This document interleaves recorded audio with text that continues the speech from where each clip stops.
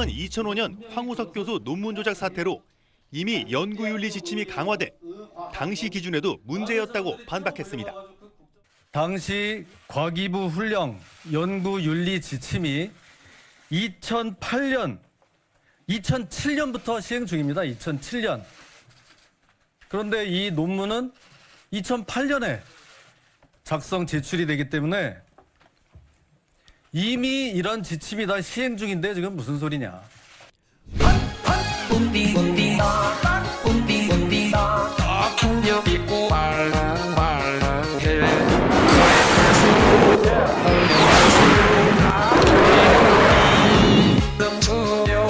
다음은 김진태 의원님께서 발표해 주시겠습니다. 뒤에 분들이 좀 많이 순서를 기다리시는 관계로 압축적으로 5분 내에 정리해 주실 것을 부탁드립니다. 네, 김진태 의원입니다. 어제 조국의 기자회견 쇼 잘 보셨습니까? 우리 언론인 여러분들도 고생 많이 하셨을 겁니다. 평생을 특권과 반칙으로 살더니 이제 인사청문회마저도 그렇게 합니다. 혼자 자기 마음대로. 예?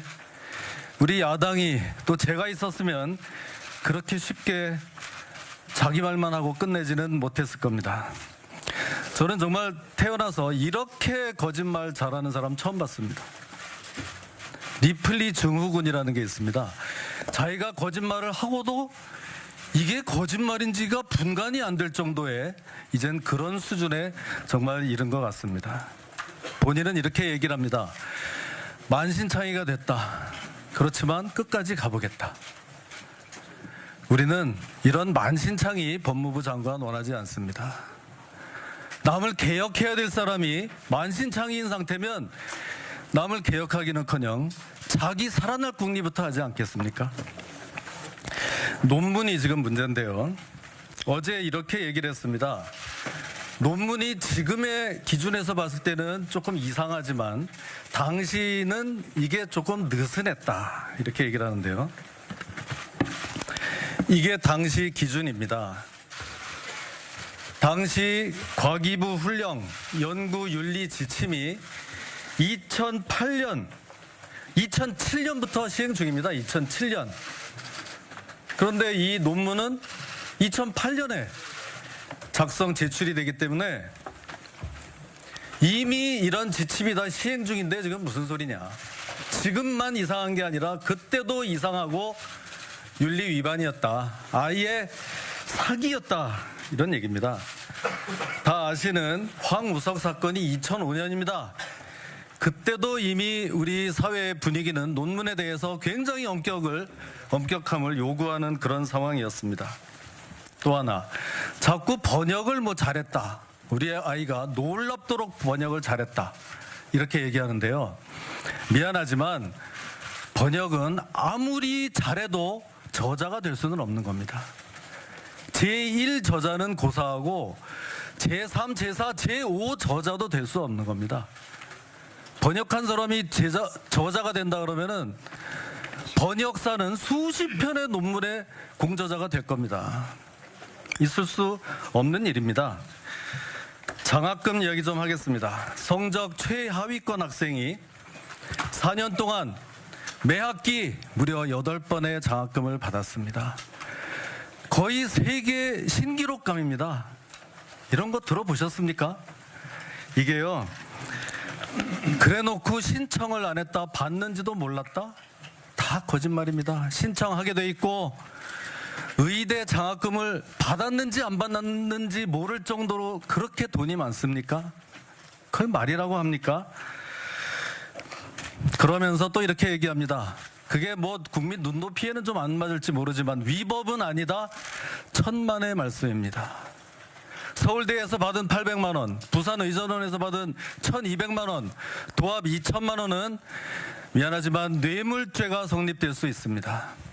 특히 부산의전원 장학금을 준 교수가 부산의료원장이 되고 그 양반이 또 대통령 주치의까지 추천을 했다는 문건이 나오고 있습니다. 이 정도 되면 직무 관련성은 충분하다. 제가 그래서 처음부터 어떻게 부산대 의전원에서 대통령 주치의가 나오냐. 비행기를 타고 청와대를 들락거려야 되겠냐. 말이 안 된다고 했었습니다. 2015년 서울대에서는 생활고로 인해서 자살하는 학생까지 생겼습니다. 출발선이 다른지 몰랐던 불행한 운명을 맞은 한 학생의 이야기입니다. 생년월일 얘기 좀 하겠습니다. 자, 조국 딸의 생년월일이 왔다 갔다 합니다. 제가 봤을 때는 91년, 그래, 본인이 그렇게 얘기합니다. 9월에 태어난 아이를 학교를 일찍 보내려고 2월 달에 보냈다고 합니다. 2월 달에 신고를 했다고 합니다. 그것도 그렇게 할 수 없는 겁니다. 그렇게 23년을 살다가 의전원에 보낼 때는 갑자기 또 9월로 다시 돌아옵니다. 그러면 이 얘기는 뭡니까?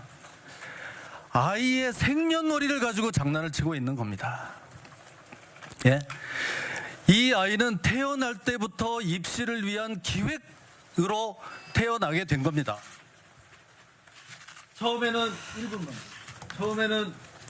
학교를 일찍 보내려고 또 앞으로 땡기고, 나중에는 의전원에 들어가려고 뒤로 또 땡기고.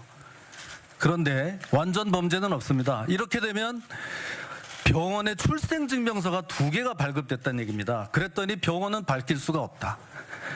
어제 느닷없이 아이의 할아버지가 이걸 신고했다고 합니다. 그러면 누가 신고했는지만 밝히면 됩니다. 호적부를 보면 여기에 다 신고인이 나오게 돼 있습니다. 이것만 제출하면 모든 논란은 끝입니다.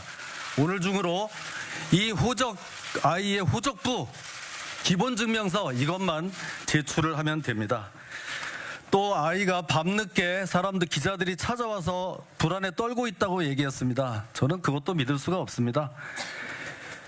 그런데 본인은 정작 국정원 여직원, 아이와 똑같은 28살 이 어린 여자가 그 사는 오피스텔 호수까지 공개를 했었습니다. 이런 이중 기준이 어디 있겠습니까?